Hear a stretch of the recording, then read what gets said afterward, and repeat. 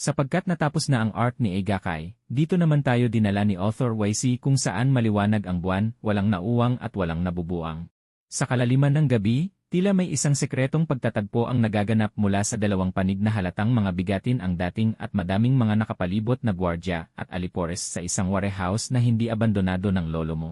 Well-equipped at high-caliber armament ang bitbit ng mga ito, na nagpapahiwatig na kabilang sa hanay ng mga elite forces ang mga ito.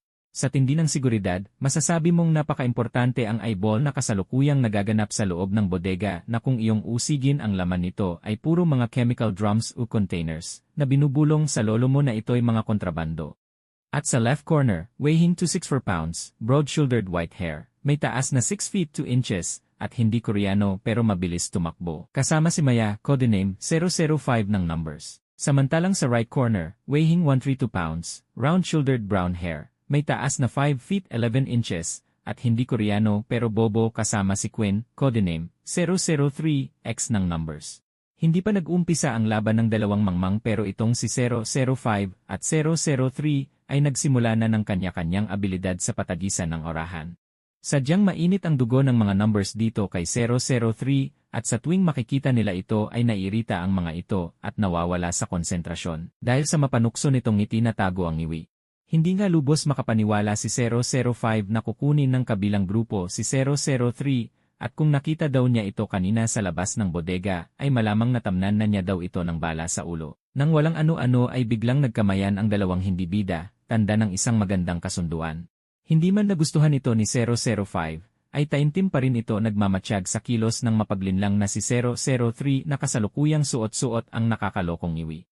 Biglang namutawi sa mapait na labi ang hindi nais mangyari na hindi mayayari si 005 na siya namang ikinapikon ng husto ng isa sapagkat nasayang daw ang kanyang pagkakataon upang ibaon sa kabaong hanggang sa huling along itong si 003. Subalit hindi pa man tapos ang dirian ng dalawa ay may biglang nagpaputok ng baril sa mga ito mula sa hindi kalayuan at agad na pinatamaan sa dibdib ang kliyente nitong si 005 na ikinagulat hindi lang ng isa kundi apat dapat.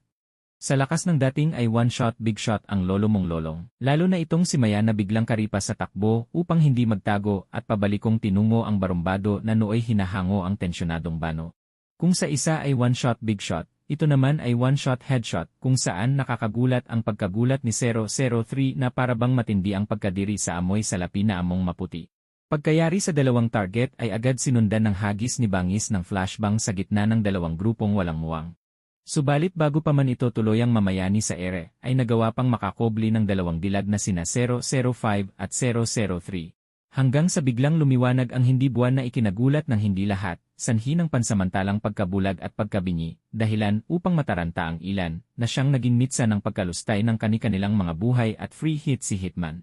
Nakapagtago man ay apektado pa rin ng bahagya ang tenga, at mata nitong si Maya na sa pagsusuri ng tingin ay parang tutong ang dating. Kung kaya't patay mali siya itong sumigaw sa kinaroroonan ni 003 na wala daw siyang oras para sa full recovery ng kanyang paningin at kakailanganin nito ang kanyang suporta sa binabalak na gawin habang si 003, nasa kasalukuyan din naman, ay nakangiwing hindi matiklop ang labi sa labis na inis at pinanis ang pinlanong mangtiris. Sa tindi ng mga lagabong gawa ng mga palitan ng putok, ay halos hindi na magkakitaan ang mga ito, buhat ng mga debris na nagsiliparan sa paligid at mga usok na siyang nagpapalabo pa lalo sa vision ng mga ito. Datapwat subalit ganun ang kahihinatnan, hindi dito natinag ang isa, patunay na matindi ang karanasan pagdating sa barilan, kahit malabo ang putokan. Kanyang nasulyapan ang pagbaril ng kalaban kung kaya't sinunggaban din niya ito at ginantihan ng putok. Hudyat para malaman ni 003 ang kinaroroonan ng kalaban. Wala naman sinayang na sandali at naiinis nitong pahaging na walang hiya daw itong kalaban, at inatake ang lola mo ng walang pasabi, habang patago itong papalapit kay Mang Juan. Hanggang sa matagpuan na niya ito na kasalukuyang nagre-reload kung kaya't napahinto ito bigla, walang ingay na inangat ang baril sabay pihit ng gatilyo. Imbes na ang kalaban ang mabigla sa ginawa nitong mahusay na pag-ambush ay ito pa ang nagulat. At hindi pa man nakapag-umpisang makapagpaputok ay nauna na itong isang makapagkubli dahilan upang magmintis ang ninanais. Lingid sa kaalaman ni Girl na ang kanyang kinaroroonan ay saklaw pa sa combat range nitong mananabas na walang basbas, rason upang matunogan nito ang mga palihim na pag-atake. Madali nitong tinungo ang kanyang kinaroroonan na parang manyakis ang datingan pagkatapos ng pangpitong bagsakan ng balang nag-uunahan. Batid ng kalaban na ang gamit ni Girl ay isang standard 1911.45 automatic Colt pistol na nagtataglay ng 7 hanggang 8 bala sa isang magazine, kung kaya't sistematiko nitong dinisarmahan si Quinn, na nooy nabibiglat na babahala sa lakas at mantas ng maangas na tagalabas. Huli na para makalaban pa at hindi na nakapag-react ng naayon sa kilos ng siga, itong si 003 buhat ng matapik nito ang kanang kamay diretsyo sa kanyang leg. Sabay pisil ng madiin at malakas na itinutulak hanggang sa makasandal sa dingding. Sa tindi ng impact ng pagkasandal ay parang lumabas ang lakas na nooy humahagaspas at ngayoy kumaripas palabas, dala ng malakas na hampas sa katawan ni 003 na biglang lupaypay buhat ng matutukan ito ng baril sa ulo. Hindi man makapaniwala sa biglaang pangyayari ay hinimok nito ang sariling tignan ang mantas na mananabas at handang manggapas. Agad bumilog ang mga mata sa pagkakakilanlan ng lalaki na kahawig ng kanyang nilalalaki noon, na sa gulat ay biglang namutawi sa labi ang salitang Juan. Napangiti na may halong ngiwi ang bitaw ni Juan sa sinabi ni babae na agad naman niya itong nakilala at sinabihan na ikaw pala yan. Habang patuloy na nagugulantang at nakalutang ang kaisipang hindi humahakbang ni babae. Nang walang sagot ay biglang nabagot kung kaya tinanong niya itong muli, na kung yung nakababatang kapatid ba daw niya ay buhay pa hanggang ngayon, sabay bitaw sa nanginginig na liig ni 003 na napabulong naman ng tanda ng pagsang-ayon dito.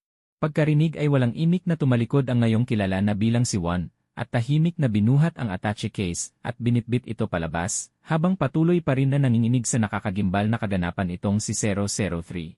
Huli man daw ay hindi gawgaw at mistulang butaw ang galaw ni 005, na habang tumatakbong papalapit ay nagtataka na sa bilis ng pangyayari, ay hindi nito mawari kung bakit ang nagyari ay hindi pa nayayari ni 003. Nung kanyang madatnan ito ay nakatulalang binabagabag ng kaisipan, at bulong ng bulong na si Juan ay buhay. Labis ito ikinagulat ang nangyayari kay 003, at hindi niya lubos maisip na sa mga panahong ito pa ay mabibreak ng husto ito, at napipikon nitong tinanong ang isa kung anong pinagsasasabi, hanggang sa makarinig ito ng isang papalayong ugong, mula sa tunog ng pawang motorsiklo na siya namang itinakbo kaagad palabas baka sakaling mawaswas ang kumakaripas na nag-iwan ng marahas na bakas. Nang makalabas nga sa bodega ay tanging anino na lamang nito ang nadatnan subalit agad naman ito nalula at agaw pansin ang mapulang dagta. Sa mga sandaling ito, kanyang binabaybay ang malupit na hagupit ng mandaragit at napapahanga ito dito sapagkat ayon sa kanya, ni hindi man lang daw nila napansin ang kingpin na umangkin ng mga nakahilatang may dugong sapin, na sa tingin niya, sa dami daw ng mga gwardya ay imposible para sa kanya ang ma-pull off itong galawan ng walang sabit. Umaga na nang marating ni 005 ang base ng kanilang grupong The Numbers. Maaliwalas ang araw ngunit taliwas sa asal nitong si 004 na napipikon na sinasabing andun din si 003 kasama sa kabilang grupo subalit pareho pa rin daw nabigo sa misyon ang dalawa. Hindi naman ito ininda ni 005 at casual lang na sinagot ang mga queries nitong si 004 na may pag-ayon dito at kahit pa daw yung buong hukbo na dinala ng kani-kanilang mga kliyente ay halos maubos din. Habang si 018 ay tuloy lang sa kanyang paglalagay ng bondage sa sugatang braso ni 005. Hindi naman naging swak sa panlasa nitong si 004 ang paliwanag ni 005 sapagkat ayon sa kanya, dahil daw sa pangyayaring ito. Ang parehong kumpanya ng kanilang mga kliyente ay umatras para sa kanilang mga security detail. Napipikon nitong idinugtong na lilinisin na lamang dapat nito ang trabaho sabay diretsyo sa kanila ni 001 upang makakain ng paboritong Korean fried chicken, subalit hindi na daw niya na ituloy at tuluyang nasira na ang modo nito dahil dito. Ikinagulat naman ni 008 ang balitang ito mula kay 004 patungkol sa pag-atras ng kliyente, habang si 002 ay tahimik lang na nakikinig sa gilid na nagmamasid. Nang magkaroon ng saglit na katahimikan ay itinanong ni 002 kung sino ang kalaban na dahilan upang masira ang kanilang kasunduan sa mga kliyente. Matapat naman ito sinagot ni 005, na ayon dito ay isang tao lamang ang kanilang kalaban. Hindi daw niya ito maayos na nakita sa malapitan liban kay 003 na parang kilala daw niya ito. Habang sinasabi ito ni 005 ay nakatingin ito kay 002 at binubulong sa sarili na sa isang tingin daw ay parang si 002 ang umatake sa kanila. Sa isang banda mula nung mabanggit naman ni 005 ang posibilidad na kakilala ni 003 ang salarin, ay napakunot noo kaagad itong si 004 sabay napipikon na naibulong din sa sariling ang baliw na gagangyon. Subalit patay mali siya lamang itong si 005 at tuloy lang sa kwento habang inaaral ang mga reaksyon ng kanyang mga kasamahan.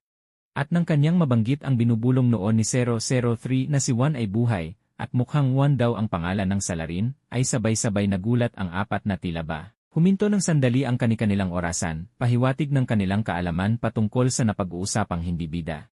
Ang dating pagalit ngayon nababalisang tinanong ni 004 si 005 kung tunay nga bang Juan ang sinabi nitong pangalan na kumana sa mga kliyente nila kagabi. Na siya namang sinang-ayunan ni Maya sabay patakang tinatanong kung anong klaseng reaksyon ang kanilang ipinapakita ngayon. Wala naman maunawaan sa kaganapan itong tatlo sa likod ni 004. Kung kaya't si Kulot na mismo ang nag-udyok kay 002 upang bigyang linaw ang usapin na taimtim naman hinihintay din ni 008. Subalit hindi pa ito maayos na nakausad sa sistema ni 002 at halatang may kung anong biglang bumabagabag dito, sanhi ng kanyang pansamantalang pananahimik, na tila ba dinala ito sa kahapong nagdaan, sa saktong kaganapan ng kanyang pakikisalamuha kay Juan. Dahil dito, minabuti na lamang ni 008 na siya na ang magbigay linaw at tahasan na nitong sinabi, na si Juan daw ay nakakatandang kapatid ni 002. Napawat naman ang mga ito ng sabay-sabay dahil sa gulat. Subalit tuloy lang sa kwento itong malaking mamaw at sinabing si Juan daw ay ang taong sinintensyahan sa camp mismo bago pa ang mga ito dumating na siya namang ipinagtaka ng karamihan hindi lang ni 005. Hindi na rin nakatiis si 006 at napausisa na rin patungkol sa pagkakaroon ng nakakatandang kapatid ni 002 na nakasabay pa niya sa camp. Isa-isa namang tinugunan ni 008 ang mga tanong nito sabay napakwento na rin na si Juan daw ang kauna-unahang trainee ng camp. At siyang pinakamalakas sa lahat na sa totoo lamang daw. Si Juan ang siyang tunay na pinagmulan ng training system ng The Camp. At ang grupong numbers ay napagdesisyonan ng pamumunuan ni Juan. Natutulalang natameme naman ang lahat liban sa isang nakatiklop ang kamaong ng gagalaiting nagpapakawala ng oras sa mga hindi kaaya-ayang revelasyon na si 002. Subalit paanong nangyari at sinintensyahan ito mismo sa kampo? Tanong ni 005 na siyang bumasag sa katahimikan ng lahat na sinagot naman ni 008 na nahihirapan at hindi na makontrol ng kampo si Juan at natatakot na lahat ng instructors dito kahit pa si Mad Dog. Kaya mga lods, baka pwede ma-share ninyo ito at nang lumaganap tayo sa kasingit-singitan ng kung saan. At nga pala, maraming salamat sa mga bago nating subscribers. Cheers!